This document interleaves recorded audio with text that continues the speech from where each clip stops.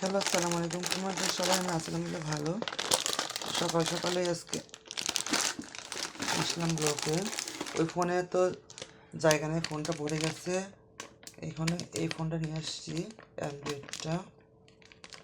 তো অল্প একটু আটা নিচ্ছি সকালে নাস্তা খাওয়ার জন্য। চাপড়ি বানাবো। এদিকে কড়াইটা চুলায় দিয়েছি, কড়াইটা ধরে দিয়েছি। আর এদিকে আমি ফ্রিজ থেকে এই প্রথম বড়ি বের করে রাখছি। বড়িটা পানিতে ভিজায় রাখছি, হালকা অনেকটাই পরিষ্কার করছি, বাট এখন গরম পানিতে কিছু আরেকটা পরিষ্কার করতে হবে। হালকা হালকা জায়গায় জায়গায় কালো দাগ আছে, উঠে দেবে। পরে একটু ভিজলে পরে গরম পানি দিয়ে তারপরে এটা সুন্দর কী করবো, পরিষ্কার করে তারপর কাটবো। এদিকে আমি নাস্তা বানানোর জন্য সব রেডি করছি।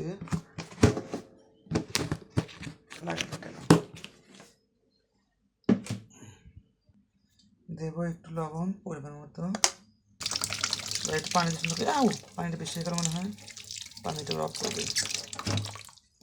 পানি দিয়ে গুলিয়ে আমি সুন্দর করে গুলিয়ে ডো বানিয়ে নেবো একবারে।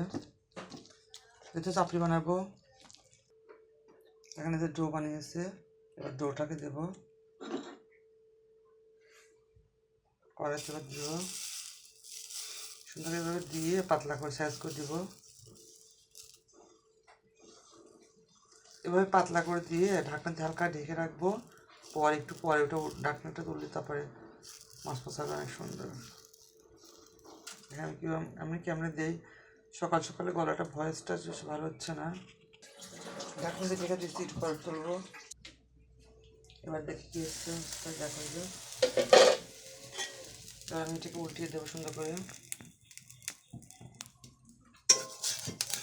একদম অল্প উঠে আসতেছে, একদম ফ্রেশ। এভাবেই বানাবো নাস্তা।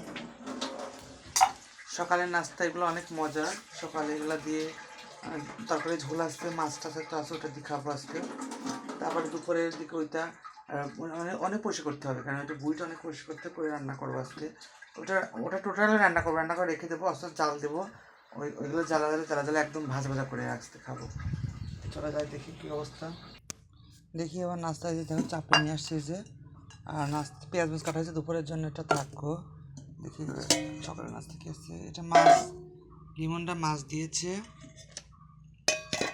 আর এটা মানে নিহারি দিয়েছে। ওটা একটা তরকারি মানে আসছে দেখলাম। এটা হচ্ছে কচু হয়তো বা ঘাটিছে বা ভাজি করছে। তো মানে কচু ভাজি দিয়ে খাবো, এটা দিয়ে রুটি দিয়ে খাবো, আর এটা পরে দুপুরে খাবো।